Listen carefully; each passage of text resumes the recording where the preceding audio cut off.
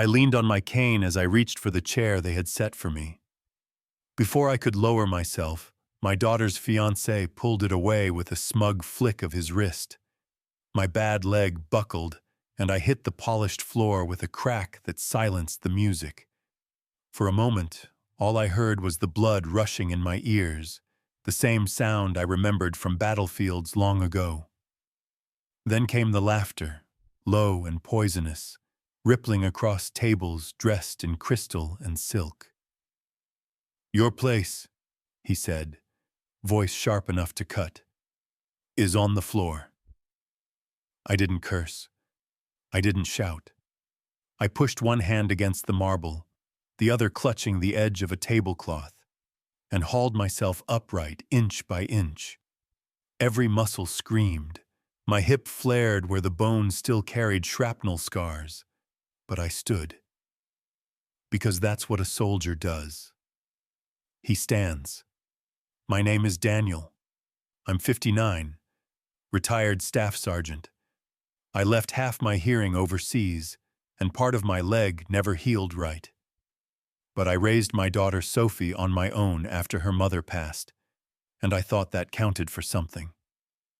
She stood frozen now, bouquet spilling petals across the aisle, eyes wide with horror.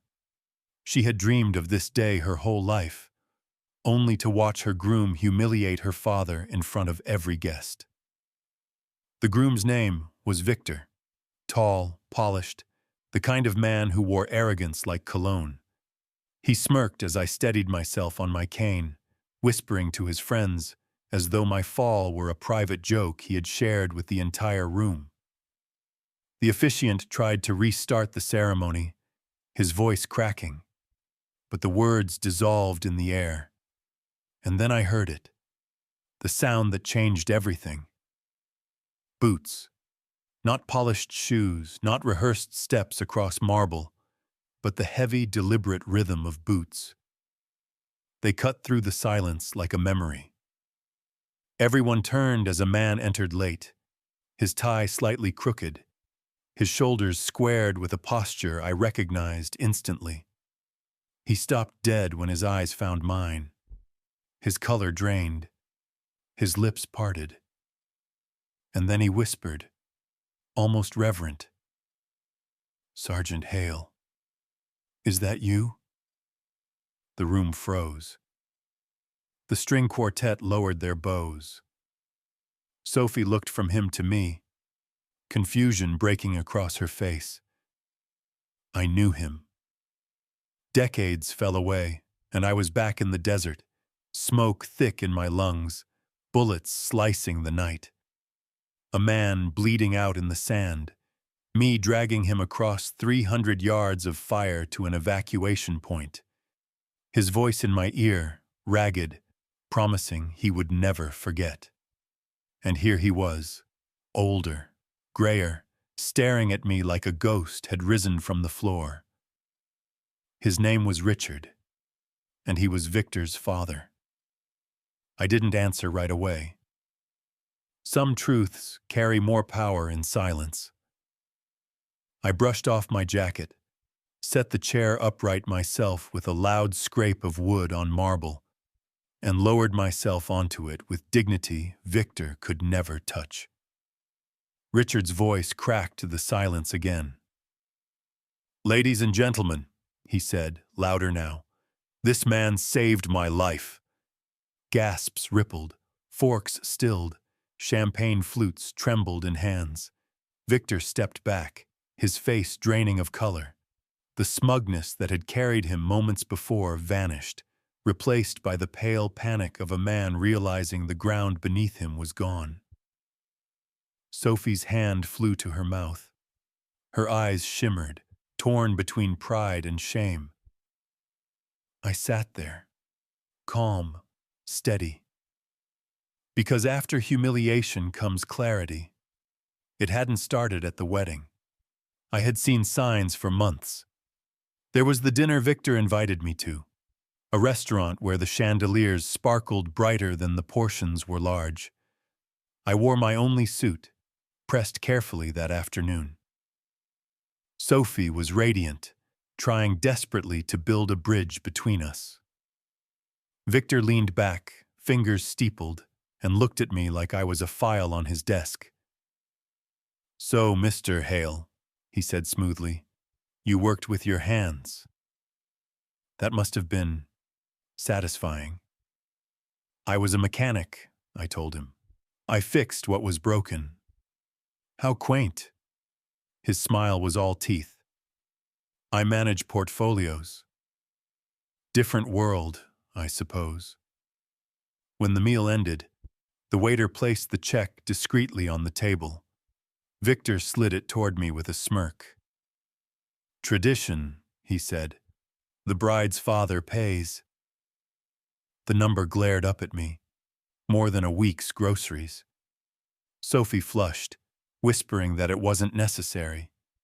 But Victor insisted, watching me with eyes that wanted to see me buckle. So I paid. My hands shook only slightly as I signed. Dignity sometimes costs more than money. Later that week, he showed up at my house uninvited. He stormed into my living room, his cologne heavy in the air, and pointed at me with a manicured finger.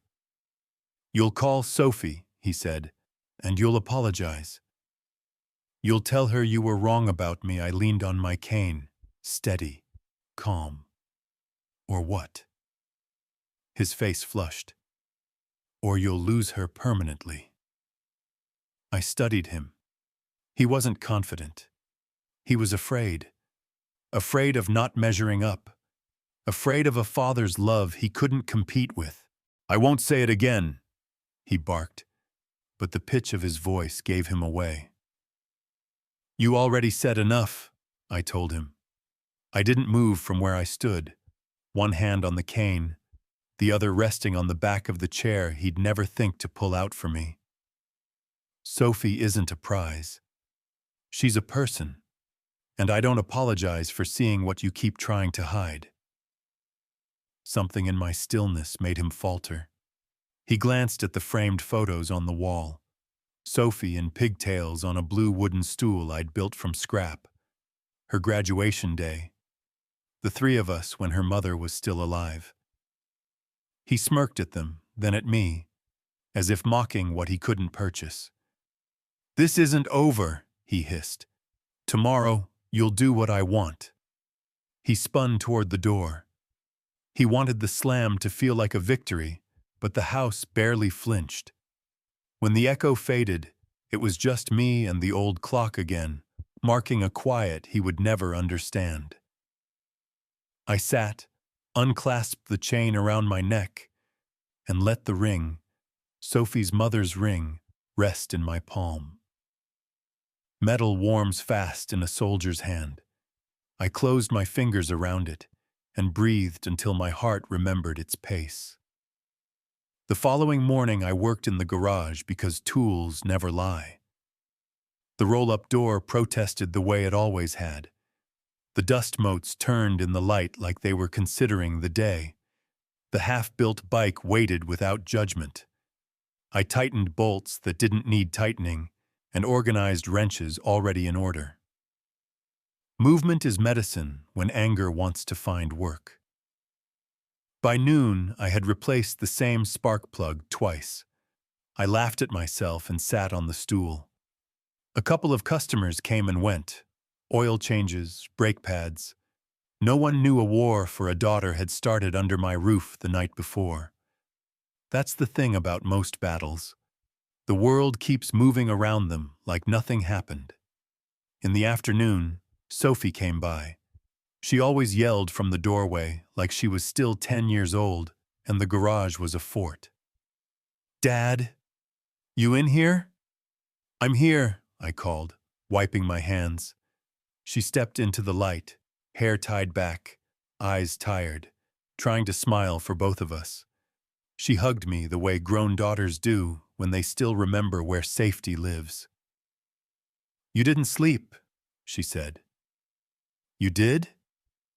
That's not fair," she tried to joke. I waited. She sat on the stool beside mine and spun the little nut on the workbench until it squeaked. He says you're against him because he's not like you. He's right, I said. He's not like me. Silence. The motor oil and coffee smell filled the space between us. She sighed and looked up. Was he nervous at dinner, Dad? Or was he testing you? Testing us, I said. Testing how much disrespect we'll swallow before we call it by its name. Her face shifted. Fear, then anger, then something steadier. She touched my sleeve, softer now. I love him, she whispered, like the confession might fracture the room. I believe you do, I said. But love doesn't need an audience to humiliate someone's father. It doesn't push you to be small so he can feel big. Her jaw clenched. She nodded once and then again, as if the truth had to be agreed with in stages. She hugged me and left without promising anything. Good. Promises made through fog don't survive the sun. Days passed. I stayed quiet because quiet reveals character. Whispers moved through the neighborhood. The baker, the barber, the guy who sees everyone coming and going from the subway. Word was Victor bragged that once the wedding was done, Sophie would upgrade her life and never look back. He called my street a phase, like dignity had an expiration date. One man told me he'd heard Victor say, laughing, that families like mine are useful for origin stories. I kept my face still and paid for my bread. Anger doesn't get a receipt. A week later, the wedding arrived. The venue was all glass, white chairs, and centerpieces pretending to be gardens. I wore the same navy suit I'd worn to every important day of Sophie's life, the one I'd ironed on the kitchen table that morning, sleeves a little shiny from years of careful heat. I kept to the edges because some places weren't built for men who limp and smell like work. That's fine. Edges have good sight lines. Sophie looked like Mercy in her dress. The lace her mother had worn, refit but unaltered where it mattered. When the officiant asked who gives this woman, I said, I do, and felt something unnameable let go of me and stay, both at once. Then the reception, chandeliers like upside-down fireworks, a string quartet committed to never being noticed, guests arranged by tax bracket. I found my card at a table far from the stage. Intent is a quiet thing until it speaks. I stood to greet someone I didn't know and reached for my chair to sit again. That's when he did it. Quick wrist, quiet cruelty, the kind of move men practice on weaker rooms. He yanked the chair back, and my leg did what injured legs do. It failed. I hit the floor hard enough for the hall to gasp. Somewhere a champagne flute tipped. Somewhere a laugh escaped its owner before shame caught it by the throat. Victor leaned over me, lips curled. Careful, he said, not bothering to whisper. Gravity's not kind to old soldiers. I didn't give him the gift of pain. I braced my left hand, grabbed the tablecloth with my right, and hauled myself up, slow and deliberate, the way you stand when you've been knocked down before and learned that the second rise is the one that counts. A server hurried over with ice wrapped in linen. Sir, your shoulder, she whispered. Thank you, I told her, and pressed the cold against the fire blooming beneath my shirt. A stain of sweat began at my collar and moved down my back. Humiliation is heat before it becomes memory. The room struggled to restart its heartbeat. That's when a different rhythm entered. Boots. Even on marble, I knew the sound. Not dress shoes, not rented soles. Boots. The door to the hall opened, and a man in his early 60s strode in, tie crooked, apology already in his eyes for being late. He scanned the room, the stage, the flowers, and then me. He stopped like his body had remembered a command before his mind did. Sergeant Hale, he said. Not loud, not soft. The air heard him. Is that you? My name, not the one Victor had for me, not the one the seating chart used. Mine. The quartet lowered their bows. The chatter quit pretending. Sophie turned from the dais to me, to him, to me again. I nodded once. Richard exhaled like a man who'd carried a weight and found a place to set it down. He took 2 steps forward. Ladies and gentlemen, he said, voice acquiring iron. This man carried me through fire when none of us thought I'd see morning. I am alive because of him. The room's geometry changed. People rearranged themselves around the truth like furniture after you finally admit where the light comes from. Victor lost an inch of height. Pride is terrible posture when history enters a room. Sophie's bouquet tilted. A rose petal slid down white silk and fell like a small decision. Victor tried to laugh, but his mouth forgot how. We're in the middle of a reception, Dad, he said. Can this wait? Richard didn't look at him. He looked at me. I'm sorry, he said, for what my son did, for not being here to keep him from doing it. I stood, cane set, shoulder alive under the linen-wrapped ice. We all reveal ourselves sooner or later, I said. Better now than after vows. Sophie walked down from the stage, each step slower than the one before it, like time had thickened. She stopped beside me and took my hand. The skin on at her knuckles went white. Is this true? She asked Victor, voice threaded with something stronger than rage. Is what true? He smiled like an apology he never planned to make. That he tripped? That he's fragile? I'm sorry that happened, but not that. Her eyes didn't leave his face. The way you talk about my father. About where I come from. About acquisitions.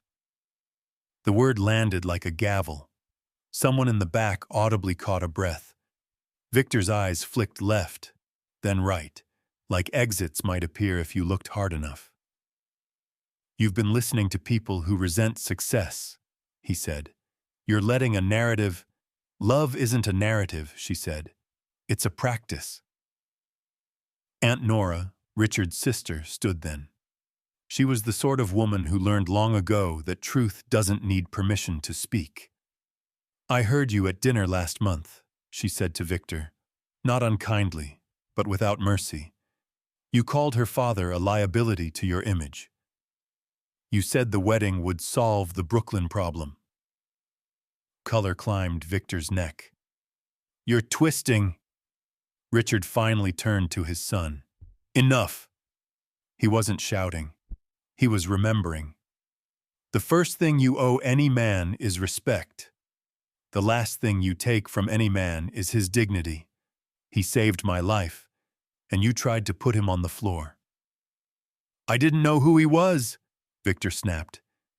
You didn't care who he was, Richard answered. That's worse. Silence decided to stay. I let the cane bear my weight and looked at Victor the way you look at a storm. You can't stop it, but you don't have to pretend it's summer. You wanted me small, I said. You wanted Sophie smaller. Love doesn't need small people to feel big. He stared at me like recognition had finally arrived and didn't like what it saw.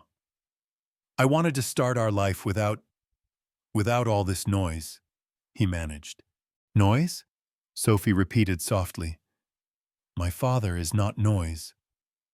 She slid the ring from her finger. It didn't cling. It didn't argue. It simply left. She set it on the nearby table. Crystal caught light. The diamond remembered what it was before someone called it meaning. Victor reached for her hand. She stepped back. Sophie, please. This is a spectacle. No, she said. This is clarity. The quartet set their instruments down entirely. No one moved to start the playlist. The champagne and flutes grew warmer and less interested in celebration.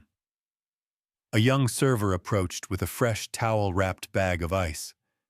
I took it, thanked her, and pressed it to my shoulder. I wasn't putting on a show. I was tending to what hurt. That's the difference between men like Victor and men like me. One looks for a spotlight. The other looks for an honest light. Applause didn't come at first. It would have been wrong. The room wasn't ready to cheer. It needed to understand. Then Richard lifted his glass, not for a toast, but for witness. I've done many proud things, he said, voice unsteady in the only way that matters. But none match the debt I speak aloud tonight. Sergeant Hale carried me when my legs refused to. He made me a father capable of failing and trying again. And here I am, failing. Son, I don't recognize the man you're being. Daniel, he met my eyes. I recognize you. Thank you. His hand shook. He set the glass down before it spilled the truth. Somewhere, someone started clapping. Not the center table, not the dais. A corner table. People who had never met me but knew a true thing when it stood up. The sound grew, not a wave so much as a tide coming back for what belonged to it. No one clapped for heartbreak. They clapped for the line between arrogance and honor that had finally been drawn where everyone could see it. Sophie turned to me. Dad, she whispered, the smallest tremor in a steel wire. Walk me out. I nodded. I didn't look at Victor again. There are men who need your eyes to feel real. Don't give them that. I tucked Sophie's hand into the crook of my arm, set the cane, and we moved. Slow, sure. The hall parted, not by invitation, but by gravity. At the doorway, I paused. The night beyond the glass looked like a promise without details. Those are the only ones worth keeping. I glanced back once. Richard stood with his sister. Victor stood alone. Outside, the air was honest. Cars hissed by. Somewhere down the block, someone laughed the way free people do. I felt the ring against my chest, warm again. Are you okay? Sophie asked. I'm sore, I said, but okay. I'm sorry, she whispered, and I stopped, turned. No, I said. You don't carry his choices. You carry your own tears ran and didn't ruin her makeup. They made it true. She squeezed my hand. We walked. Halfway to the curb, Richard jogged out, breathless, not used to asking, but ready to try. Daniel, he said, please forgive my son. Not for his sake, for mine. I don't want the man who saved me to carry the weight of my failure to raise him well. Forgiveness isn't a trick door, I said. It's a road. He can walk it if he wants. You can too. He nodded, eyes glassy, then reached into his jacket and handed me a card. If you ever need anything. I took it. People like him mean what they say and still hope you never call. Take care of your boy, I said. Teach him to start by listening. We reached the curb. A cool wind made the candles in the lobby stutter. Sophie leaned her head against my shoulder. We didn't need a ride just yet. We needed a minute where a father and daughter could stand under a city that had seen this story 1,000 times and still didn't know how to tell it without someone losing their voice. Dad? she said after a while. Yes? Thank you for not shouting. I smiled. Shouting is for people who need to convince themselves. She laughed a little through the wreckage. What do we do now? We go home, I said. We rest. Tomorrow, you start again without pretending. We took the long way to the car because the long way gives you time to become who you choose next. On the drive, she watched the building slide by and let silence do the work of 10 conversations. At a red light, she reached over, found my hand, and held it the way little kids do at crosswalks. I squeezed back. We crossed. At home, I made tea because it forces a person to wait for water to be honest about boiling.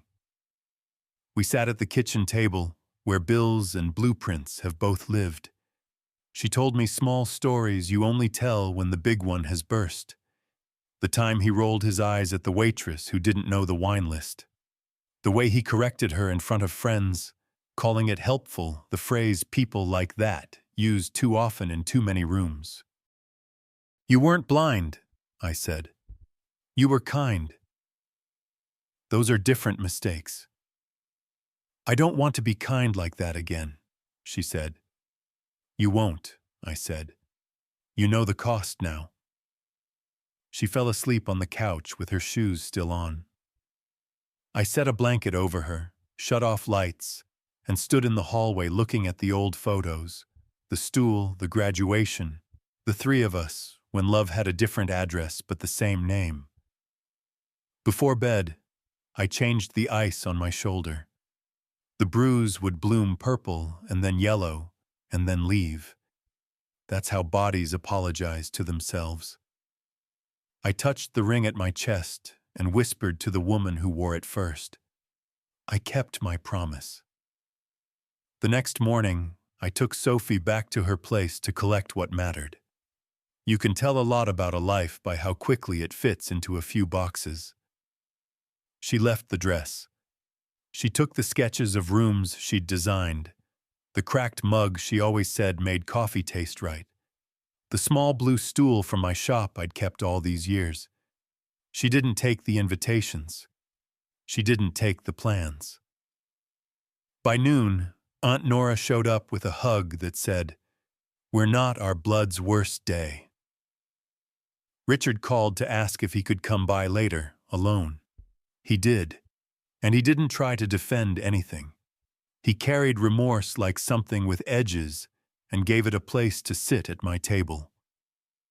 We didn't excuse Victor. We didn't bury him either. We agreed on work to be done and whose work it was. In the weeks that followed, no one celebrated. That's not what you do after a truth like this. You mend. You return rented things. You cancel standing orders. You answer awkward texts with sentences that learn from themselves halfway through. You dismantle a life that never started, careful not to throw away anything that might still be you. I went back to the garage. I finished the bike. Not to ride away from something, to ride toward whatever you call a future when a hard day didn't break you. Sometimes I passed the venue on my way to a parts shop. The lights look the same. The glass reflects strangers. A new couple laughs where we once stood. I wish them grace they haven't learned to need yet. People ask if I hate Victor. I don't. Hate is a chain you choose to wear. I prefer keys. Sophie's doing well. Work friends, long walks that turn into short plans. She laughs more easily now, not because her life got simple, but because her life got honest. If I'm lucky, she'll meet a man who understands that respect is a baseline, not an achievement, and that kindness without courage is just performance art. As for me, I still limp. I still lean on a cane. My shoulder remembers marble on rainy mornings. But when I sit down, I pull my own chair out and in. That's not stubbornness, that's practice. And if you ever see a man yank a chair from under a father, say something before the boots need to. Not because a sergeant might walk in, but because you can. Because a room changes when someone says out loud what everyone else is pretending isn't happening. I learned this once in a desert, and again under a chandelier. Dignity doesn't raise its voice, and it never stands alone if you give it a place to sit.